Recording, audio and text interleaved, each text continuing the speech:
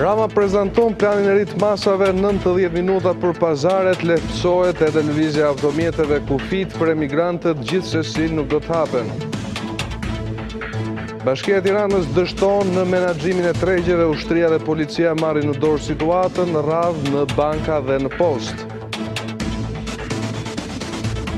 Tallohet bilanci, shkon në 22 numri viktimave nga Covid-19, 16 raste të reja në 24 orë, Tirana dhe Shkodra, 2 zonat më të prekura. E trisht situata në Kamës, koronavirusi godet familjen e varfër, 7 vjeçarja me epilepsi pa ushqime dhe ilaçe.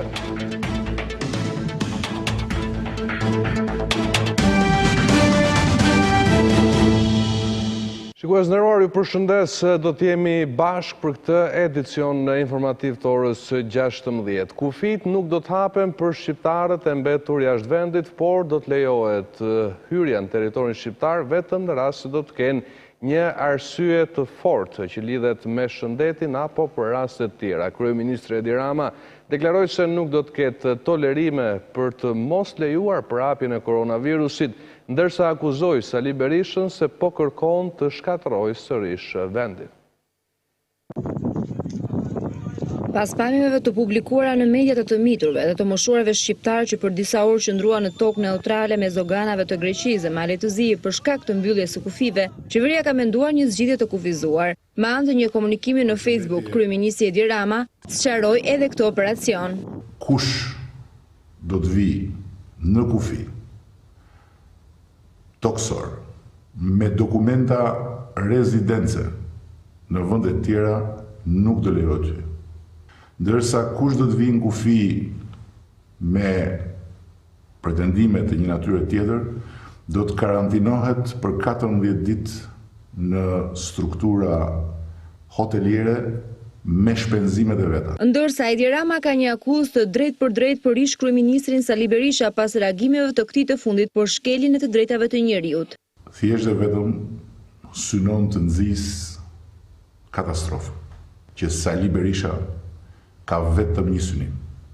Si të rishkatrojë dhe njerë Shqipërinë për llogaritë e tij halucinante. Por në këtë rast nuk është thjesht nxitje rëmuji, në këtë rast është nxitje e zinxhirit të vdekjeve. Masa lehtësuese do të ketë për persona që shkojnë në punë dhe për rritje të kohës për lejen për pazar, edhe pse Edi Rama mendon që fasha orarit nuk është problem, sërish në këtë komunikim tregoi që kjo çështje po diskutohet. Lejimin e plot të automjeteve private për punonjësit e aktiviteteve të lejuara. Ta hapim pak orarin e lëvizjes për të bërë pazar që në 90 minuta. Kryerja me automjet privat e pazarit do të jetë e mundur. Duam që të lehtësojmë më tutje aktivitetet në njësi individuale, në dyqane, në njësi shërbimi, jo lokale, jo restorante, jo klubet, jo qartë, jo palestra. Për ata persona që Gjirane kanë të vetme të ardhur, duhet të aplikojnë tek faqja e tatimeve. Deri tani kemi 100 individ. Ju lutem aplikoni tek faqja e tatimeve. Masat e marra sipas kryeministit kanë ndikuar në numrin e ulët të infektuarve, por ndryshe, sipas tij, persona që do kishin rezultuar pozitiv me Covid-19 do të ishin mbi 3000 veta dhe 286 të vdekur. Pas 40 orësh izolimi në Tiranë, jeta ka rifilluar në masat forta të zbatuara tashmë nga ushtria dhe policia. Për shkak se policia bashkiake nuk arriti të siguronte masat për parandalimin e përhapjes së virusit, në terren kanë zbritur forcat e armatosura. Vetëm pas kësaj në tregje janë respektuar standardet.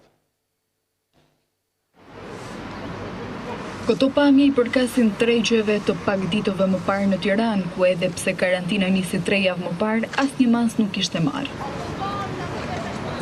Vetëm pasi numri të prekurve në kryeqytet arriti në 177, situatën e mori në dorë policia dhe ushtria. Në të gjithë tregjet, forcat e rendit dhe ato të ushtrisë kanë vendosur rregull, madje duke ruajtur edhe distancat mes blerësve, ndërsa mes tyre u rikthye në detyrë edhe policia bashkiake. Forma e zgjedhur për dezinfektimin ka marrë edhe mbështetjen e konsumatorëve. Drejtë është sepse sëmundja është Shumë e rrezikshme. Është mos e rregull, po nuk mahet ky popull. Pastaj tjetër, sa më shumë të ngushtohet rrezja ose kufizimi i orarit, aq më tepër ngarkohet kjo linjë. Kurse kjo këtu më duket shumë mirë, fakt se edhe sipas asaj që ja aplikojnë të sipas orarit, që kanë këto për shkak se shikosh në telefonin, atje kjo ndryshon, kjo është një anë mirë fakt, janë pozitive. Shumë mirë, tjetë sa mi garantuar populli, pastaj zej virusi. Mosha e tretë vazhdon të mos i bindet masave parandaluese duke dalë edhe pa marrë lejen e qarkullimit. Po, shumë të drejta, edhe i kanë dhënë shumë drejt, po nga halli po dalë, se s'kam njeri tjetër. Tani që do dalë se s'bonë. Ka thënë gjë policia pse këta? Jo, dhe të shi, po s'kam dalë asë jenë, sot po herë parë po dalë. Ka marrë se vajta për ilacet, po s'ishte doktoresha dhe sa të bëj dy pazar do iki. Më i qetë situata duket në tregun Dinamo, ku jo vetëm blerësit, por edhe tregtarët janë më të pakët.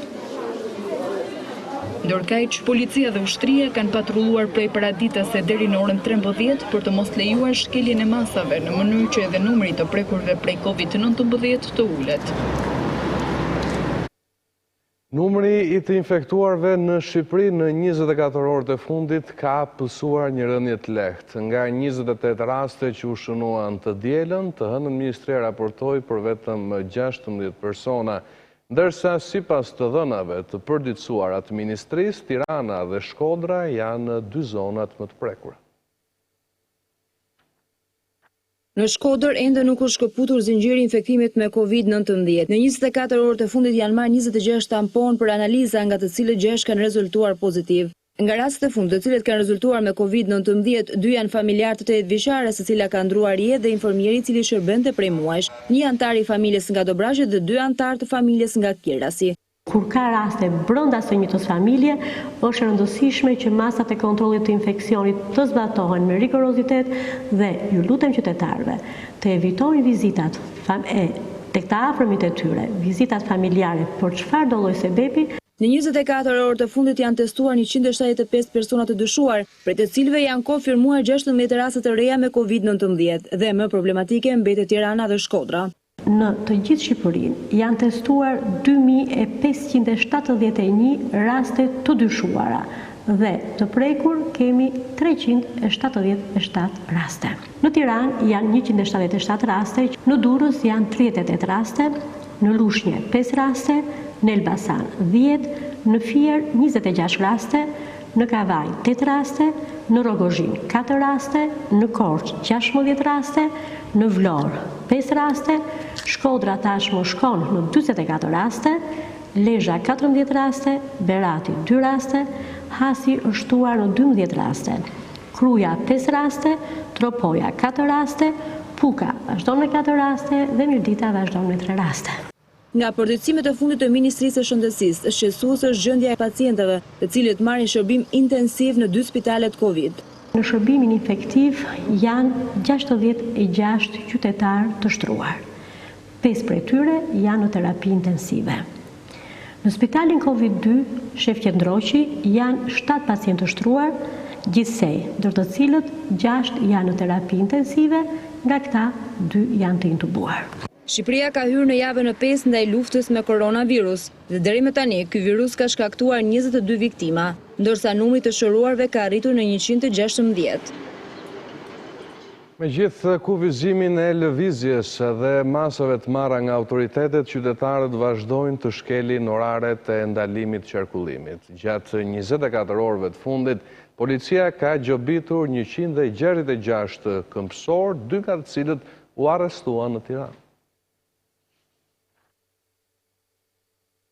2 qytetarë janë arrestuar nga policia pasi u ndaluan duke lëvizur në këmbë në oraret e ndaluara dhe nuk pranuan të identifikoheshin. Policia tha se shtetasit me inicialet MK 44 vjeç dhe DK 42 vjeçar janë arrestuar në flagrancë për kundërshtim të forcave të rendit, pasi rreth orës 19 të ditës së djeshme janë konstatuar duke lëvizur në këmbë në Tiranë. Në momentin kur punonjësit e policisë u kanë kërkuar që të identifikoheshin, ata nuk kanë pranuar, duke kundërshtuar edhe me dhunë forcat e rendit. Policia theksoi se gjatë 24 orëve të fundit në gjithë vendin janë evidentuar 19 drejtues automjetesh që kanë shkelur urdhrin e ndalim qarkullimit, të cilët po ashtu janë dëshkuar me heqje të lejes së drejtimit dhe bllokimin e automjetit. Ndërkohë nga patrullimet që janë bërë në të gjithë vendin, gjatë 24 orëve të fundit si rezultati kontrolleve, por edhe i denoncimeve të ardhura nga qytetarët, janë ndërshkuar me masë administrative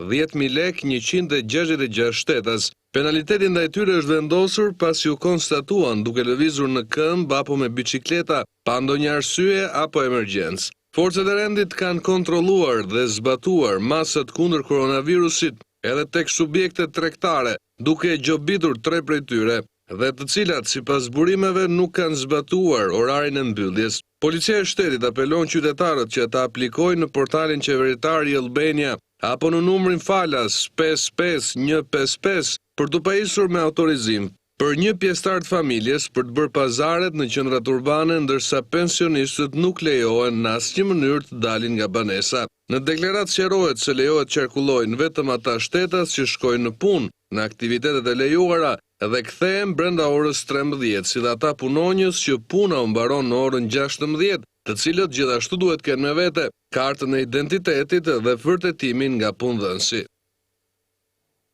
E pavarësisht thirrjeve të autoriteteve për respektimin e masave kundër përhapjes së virusit, edhe këtë të hënë radhët në sportelet e bankave dhe të postave ishin të gjata. Shpesh herë ato zgjasnin deri në rrugë, ndërsa në shumë raste qytetarët nuk e respektuan distancën e sigurisë.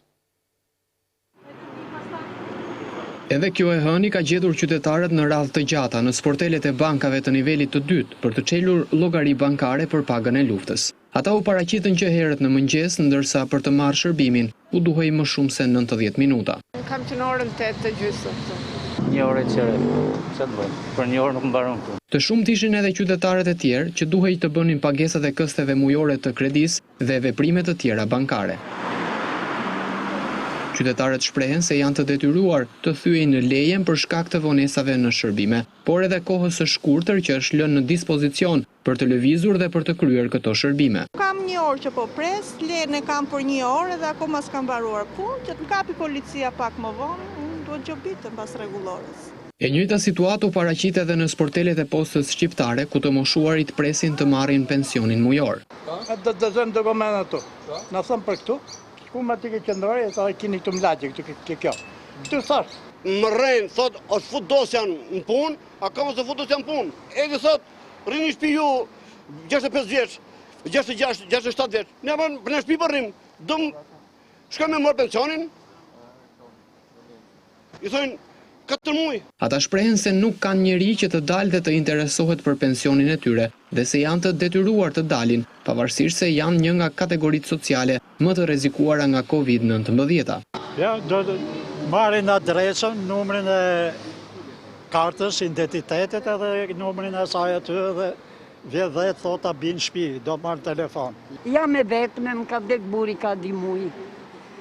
As rrofsh, as nuk të sot kush, këte, as atë, pa legja. Si o të bëj unë nuk e di. Në shumë raste, për shkak të kohës së gjatë të qëndrimit në radhë dhe presionit të kohës, qytetarët nuk i marrin në konsiderat masat për mbajtjen e distancës.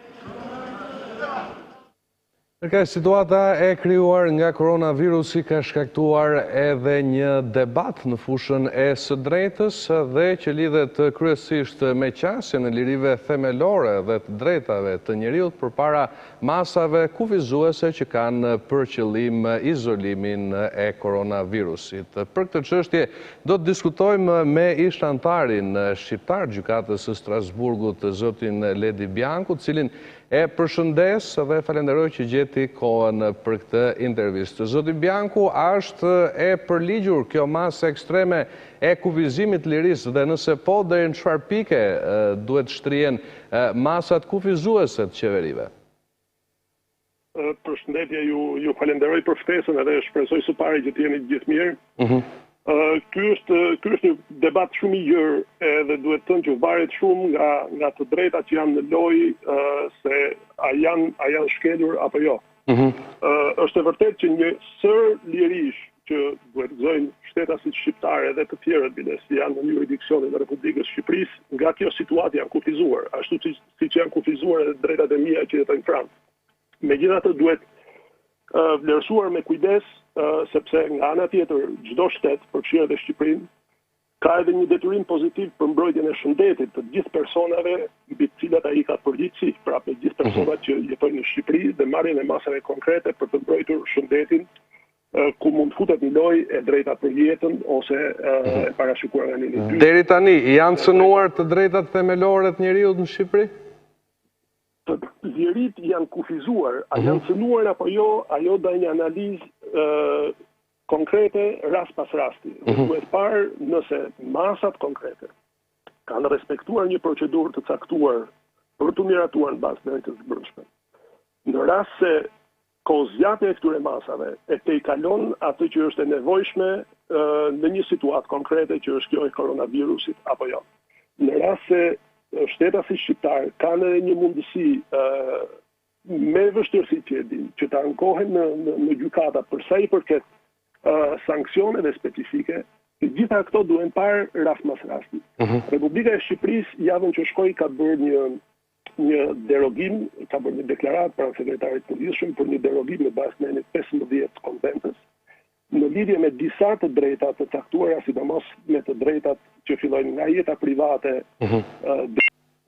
drejta për tubim, në 8 dhe 11 konventës, edhe në 2 të protokollit 4 të konventës që ka të bëjë me lirinë e lëvizjes. Por nuk ka deroguar nga disa të drejta të tjera, të cilat mund të futen në lojë dhe këtu në mënyrë veçantë i referohem situatës së shqiptarëve që po presin në kufi dhe që nuk lejohen të futen territorin e Republikës së Shqipërisë. Kjo është një situatë që nuk është deroguar edhe është e vështirë të justifikohet në këtë me aq sa unë kam informacion, domethënë me aq sa po zhvillohen ngjarjet.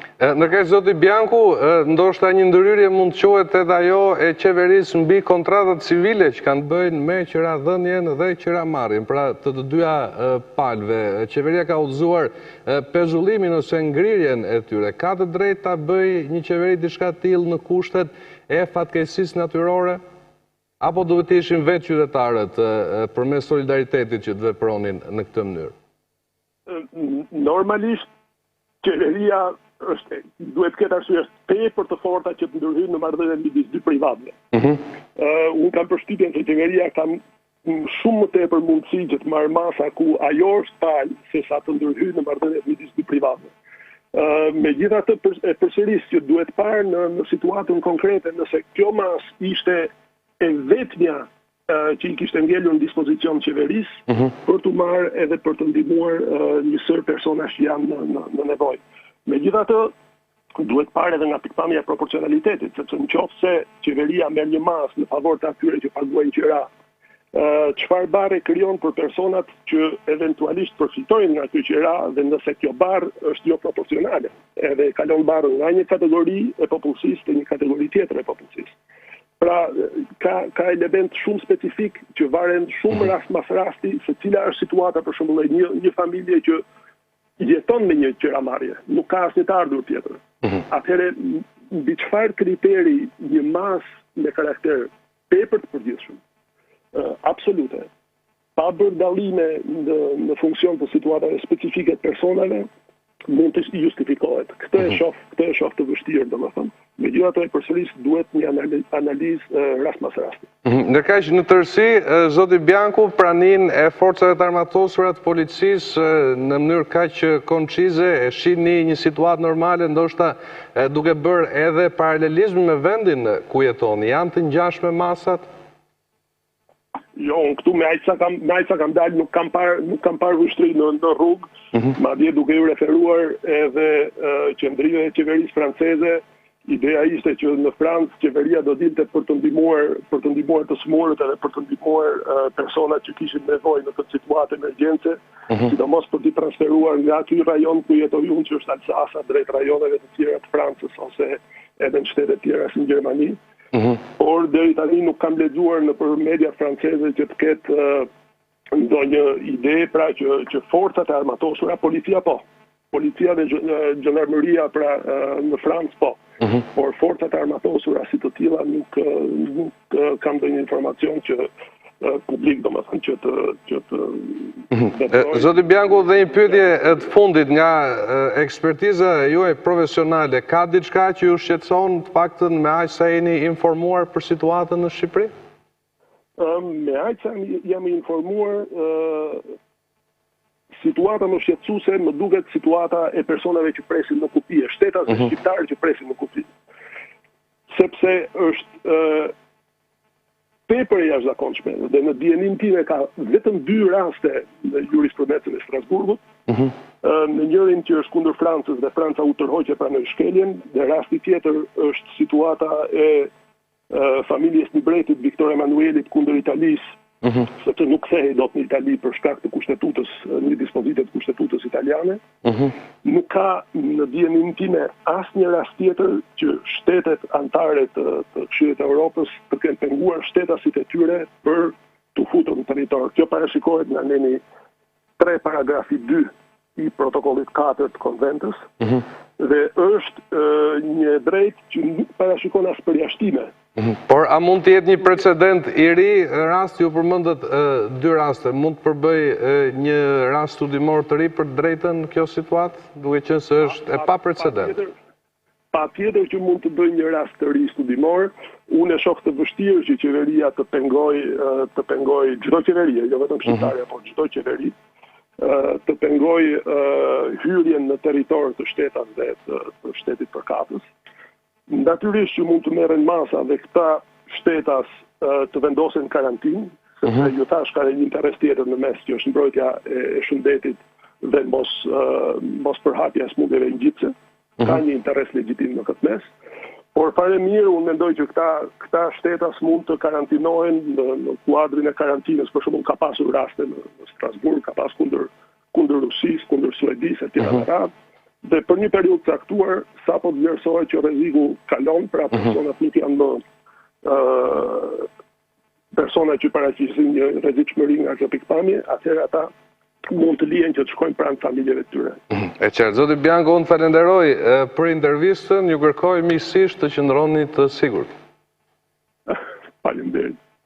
Mirë, shikues nderuar, do të ecim më tej. Ministri i Brendshëm Sander Leshaj e cilëson të rrezikshme situatën e krijuar nga përhapja e koronavirusit në Shkodër, ndaj përballë masave të pjeshme dhe papërgjegjshmërisë së qytetarëve, paralajmëroi veprimin e policisë. 6 të prekur me koronavirus ju shtuan Shkodrës në 24 orët e fundit, duke bërë situatën në rang qarku kritike. Tregjet për ditë me radhë kanë qenë vatër e rrezikshme për hapjes së virusit të vdekjeprurës për shkak të dyndjes pa rregulla të blerësve dhe mungesës së masave nga autoritetet. Ndaj ministri i Brendshëm Sander Leshaj zbarkoi me policinë që në mëngjes për të inspektuar tregjet e qytetit.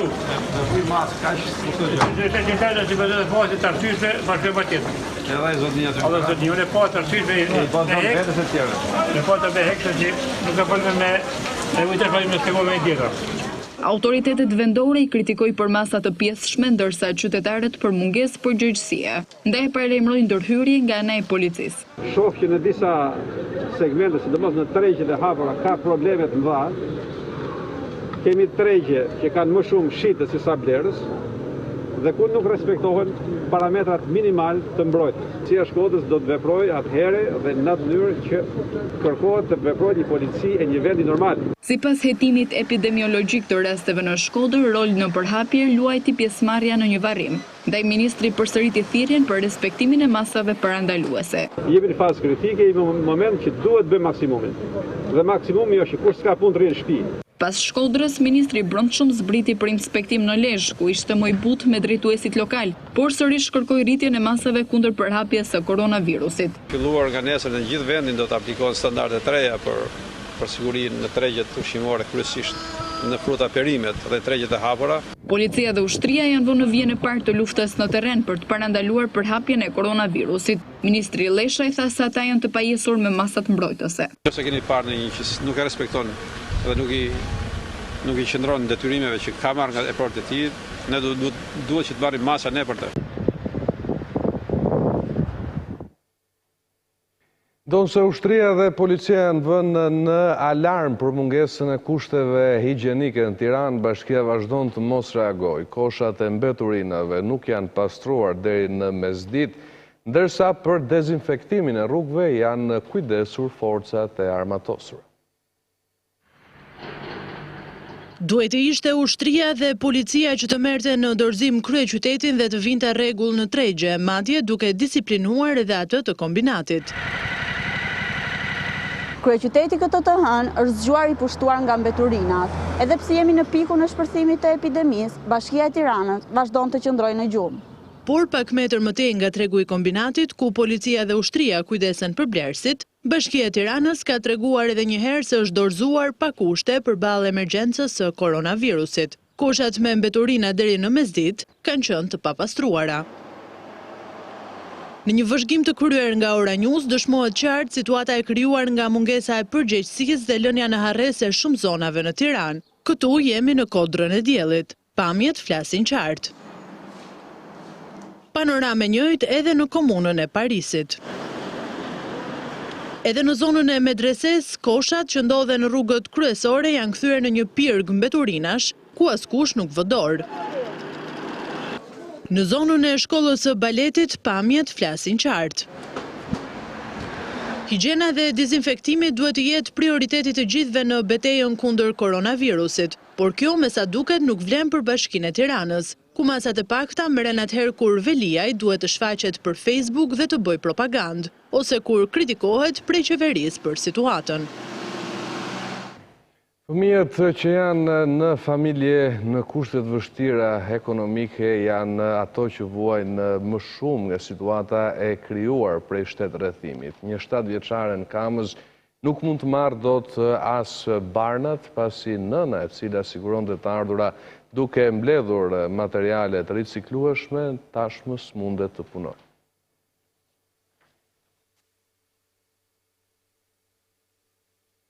Këto janë lotët e Estelës 7 vjeçare, e cila nuk ka me se të blej ilaçet për epilepsin. Krizat e kësaj sëmundje e shoqërojnë prej gati një viti dhe pa mjekimin e duhur, gjendja e saj përkeqësohet. Më tregosh për si qatë?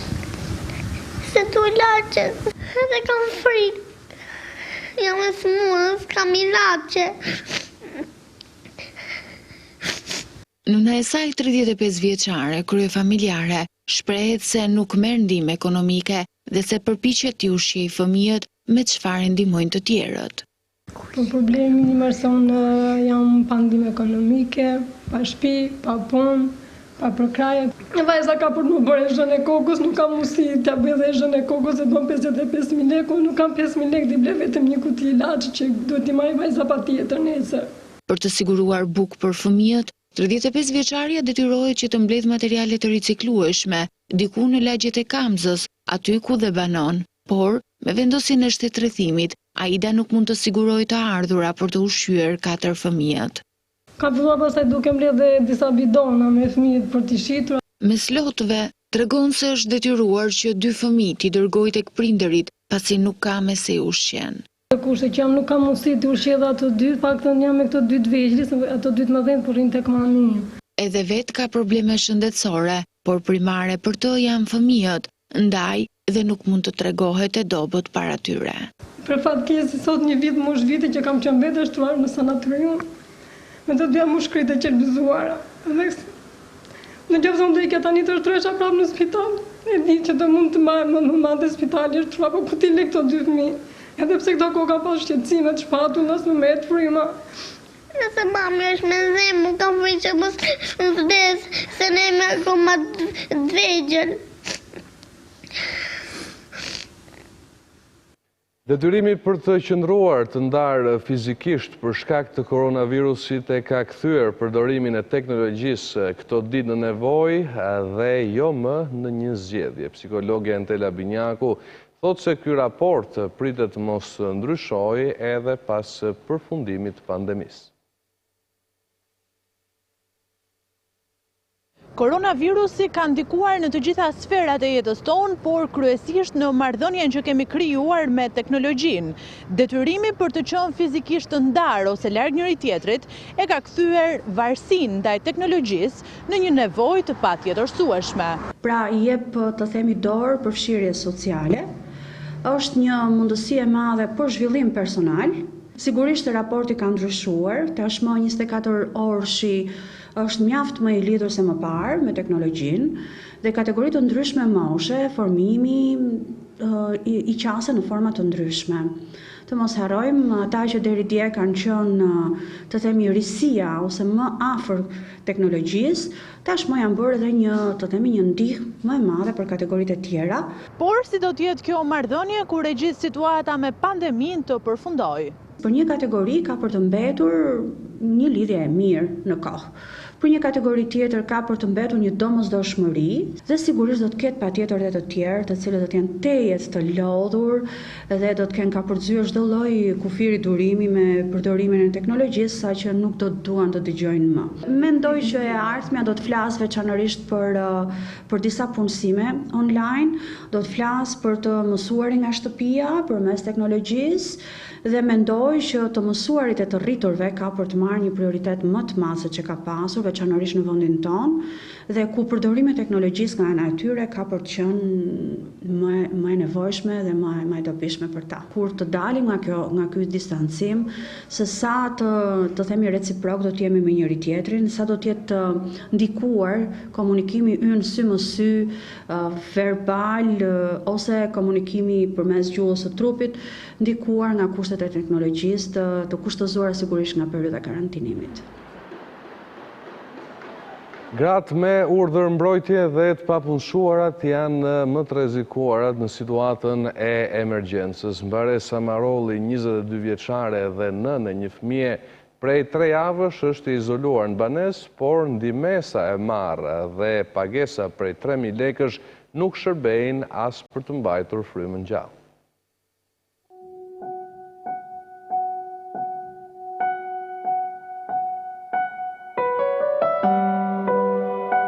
Kjo është Mbaresa Marolli, është 22 vjeçe dhe po rrit një fëmijë vetme. Prindërit e martuan të vogël, por siç tregon, fati doli keq. Burri e dhunonte atë dhe të bien. Unë kja në punë e linja gocën e të, kur vija, e shkoja që goca qante, thoshte më rao babi, sa I nuk e duronte. Ndaj pas 5 vitesh martesë, ajo vendosi të ndahej prej tij dhe mori një urdhër mbrojtje. Peshkia po gradecit e strehojnë në një shtëpi me qira në një fshat. Aty jetojnë në një dhomë ku mungojnë shumë pajisje bazike. Sobë nuk kam, frigorifer jo, lavatriçe nuk kam, sepse nuk kam mundësi t'i blej. Tregon se jeta për ta ka qenë e vështirë prej kohësh, por situata e krijuar nga koronavirusi e ka bërë akoma edhe më keq. 3.000 lekët që u jep bashkia po gradecit nuk I mjaftojnë as për bukësat çdo ditë. Me këto 30.000 lekë, mund t'ja dalësh ti me vajzën tënde të paguash? Nuk mund t'ja dalë dot, sepse s'kam punuar as një ditë. Kam dëshirë, kam kërkuar punë, për shkak të koronavirusit nuk mund të dalë dot as në një vend të kështu. Arbi Bashko, koordinator kundër dhunës në familje pranë bashkisë së Pogradecit, thotë se ata kanë qenë gjithmonë afër gruas dhe vajzës, por edhe mundësitë janë të kufizuara si për pagesën që e përcakton ligji për këto raste. Ka nevojë për të integruar në shoqëri, ka nevojë për të punësuar, ka nevojë që vajzat të ndjeka arsimin parashkollor dhe më pas arsimin fillor. Ora News solli në vëmendje dhe sigurisht situatën e tyre, historinë e vajzës e cila do sot më shumë se kur ndihmën e të gjithëve ne për ta kaluar dhe për ta përballuar këtë situatë.